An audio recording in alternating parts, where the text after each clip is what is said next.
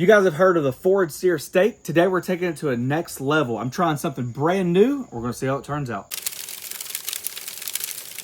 We're trying out a new steak method. If you guys have followed along from the beginning on my other channel, Flat Top King, even now on Pellets and Pits, you know that I prefer a forward sear. The forward sear is different than a reverse sear. Reverse sear is when you smoke it and then sear it at the end. I kind of like the other idea. I like to sear it first and then smoke it at the end, personal preference. However, scrolling through social media, I saw something that caught my eye. Unfortunately, I was not able to catch the tag person. It was a chef inside of a steakhouse. Credit to them. I think they were following either Gordon Ramsay's method or a method that he mentioned. It happens so fast. You guys know what happens when you're scrolling on Reels. It caught my eye long enough to understand the method. The idea is we're going to forward sear it on cast iron, move it over, and then smoke it the rest of the way. So the idea is, since you're on cast iron, you get full coverage of that Maillard reaction. Kind of like the idea of a smash burger versus just searing it on grates. I think it could outpace the one that I like. And that's what testing is all about. So the steaks we're using today come from a company literally in my backyard. It seems like they're super close, called Simpson's Meat. They ship nationwide. You guys can check them out with a link below. They do like everything from chickens to beef. Now they got pork. Heck, they had a rack of elk that caught my eye. So it's pretty cool. So if you guys are interested, check them out. We are going to salt brine for a few hours. Hit both sides with a little bit of salt. As that salt pulls out the moisture, it's going to be able to dissolve that salt. Then it's going to absorb that salt right back into the meat. Overnight is preferred, but we don't have that much time.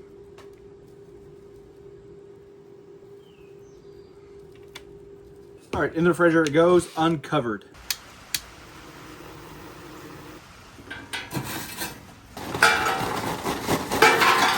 While that charcoal grill's heating up, we got the steaks. We're letting them come out to temperature. They'll only be out for about 15, 20 minutes, maybe 30, depends on how long it takes that grill to warm up. I do want to mention this face-to-face versus going over there because I don't want this video to drag because I really want to focus. So I don't want her to worry about like when to film and me tell her when to film because all that stuff. I really want to try to know this on the first time.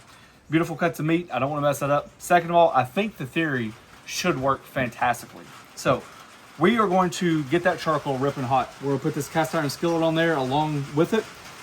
And that's what we're going to sear the steaks on. So basically just beef tallow, oil, and the steaks in sear only. We're going to pull this off. We're going to put the steaks back on a cooling rack to let them start cooling down, okay? The cast iron's completely done. And it's starting to rain, so you guys can imagine. Then, as soon as I pull those steaks off, I'm gonna close all my dampers. Add like a chunk of wood. And then as the grill starts calming down, we're gonna put those steaks back on there. We're gonna baste them with Worcestershire sauce, some butter, and some shake fat. So that's the forward sear method. That's how we're gonna do it. Sear it with the cast iron, take it off completely, let it be on a cooling rack, let it start calming down, close the grill, let all that smoke adhere, and brush it with this sauce, and that's how we're going to finish it.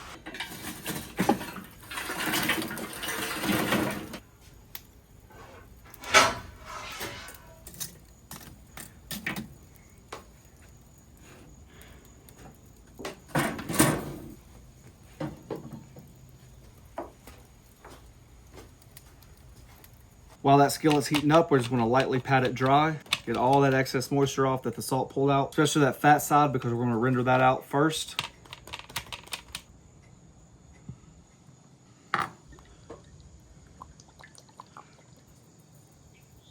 Charcoal's heated up nicely. The cast iron's heated up. Funny thing is, a lot of people use the RFX meat thermometers, but being from the griddle side, I actually use their Thermogun a lot. So roughly about 550 degrees. I'll have a link listed below if you guys are interested. I use our products quite often. So this is the deal. We're going to take the steaks, fat side first to render that fat. Because that's going to be our tallow to be able to sear the steaks in. Being so thin, you're not going to have much time.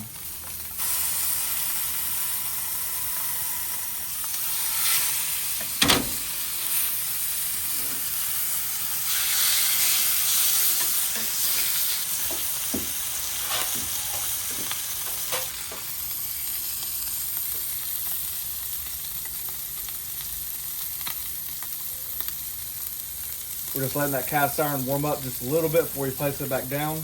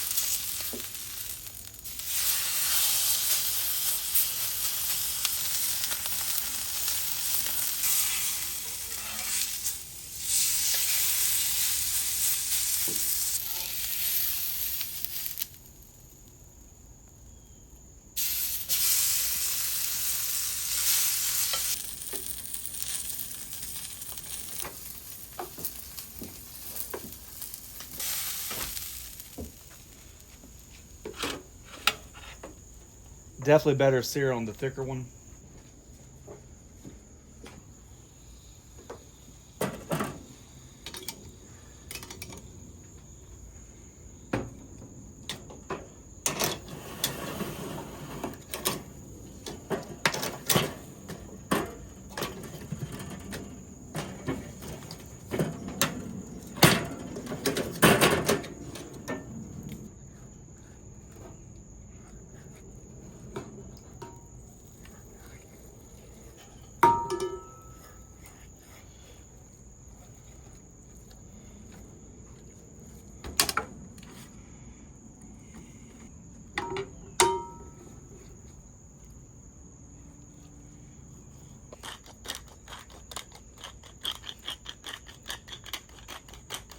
The steaks have actually started calming down. They've stopped rising in temp. That's a good way to know that your steaks are done resting.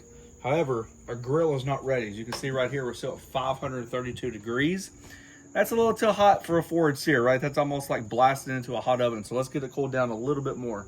All right, the grill's on the way down, which is what we want. We got that little chunk on there, which is some little smoke action. And now we're just going to finish the steaks off. We're sitting about we're sitting about at 97 degrees for all three, which is pretty cool. One's thicker than the other.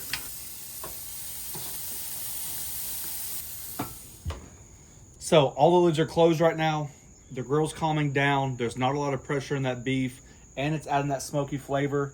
And the beef is moist, and we know that through our barbecue experiences that moist meat attracts smoke more, and should be pretty good. So we're gonna pull off about 120 degrees because the grill's still a little hot, and that will climb up to about 122 to 125, which is what we like. I ain't gonna lie to you, I'm telling you right now, I've overcooked my steaks. Even before I even cut them, me and the wife were sitting on the chair looking at short form media for ideas and creations and kitchens and all that other stuff, because obviously that's what we're going through. The next thing you know, we're 5 degrees over. It happens.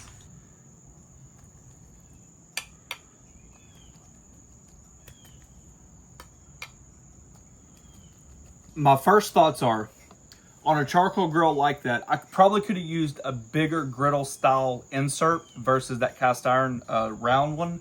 I just think it's gonna be lacking power when you add that much product to it. When you're a commercial kitchen, it's a little bit different, right? You have that horsepower behind it. Even with their coals and stuff like that, a lot of times they have a blower system.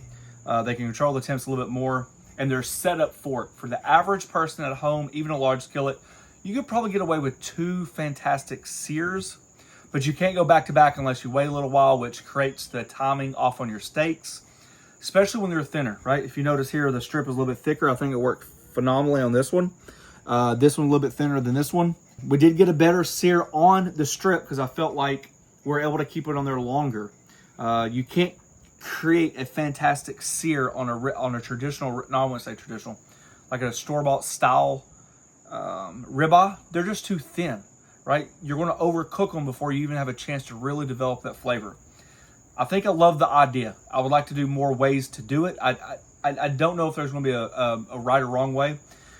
When we use our Traeger flat rock, there's so much heated surface that you're not worried about cooling down that small piece of cast iron, and you can create a fantastic sear off of a larger griddle because there's so much surface area.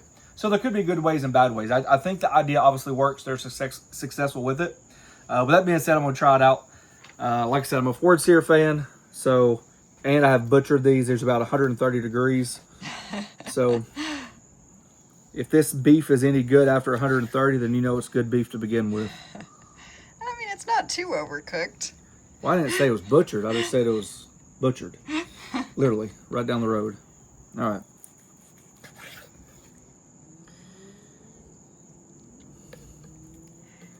Looks juicy. Yeah, you can see the juice in it. You got a little birdie in the background chirping about getting a bite. Small gray band, that's expected. I think we just had it on there a little bit too long. You know, obviously you got to remember, when you sear something, if it doesn't release, don't force it, right? One side was better than the other because once you flip it, you haven't had a chance for that cast iron to heat back up. So take a shot at it. Huh? I get the first one? Yeah, you get the first one. I get the second one. Oh my gosh, we're coming out of the woodwork today. That's juicy. Good steak. Flavor-wise, I still think nothing beats open flame kiss beef. Yep. That is true. That is what you're missing. Like that real char from the actual flame. I think the smokiness is there, that you get it from the after effect, but when you grill it over coals, you're getting a little bit more intense. The beef drops down, it adds flavorings as well. Even though this is about 5 degrees more than what I'd cook, I still would recommend a forward sear the traditional way. Yep. You just one bite and you think the same thing? Yeah, over the charcoals. Skip the pan. There's a lot of people that say that grill marks are actually burnt meat, that the grill gets too hot, and by the time you put the meat down, it actually burns, not Maillard reacts. And they would prefer a crust like this over the grill grate technique. That's before I saw that video, and it just reminded me kind of it. I think beef open flamed is the way to go. But Yep. That's why we do these tests. It's interesting because it caught my eye and they made that steak look good. But in reality, you got to like what you like, right? You got to stick to your guns and like what you like and then make what you like. Thanks for watching. Don't forget to press that subscribe button, pound the notification button, share it with your friends. I mean, that's tender beef right there. That is a good steak. I need another bite to decide which I one know. like Let's better. cut into this one. Golly. That's a dang juicy steak.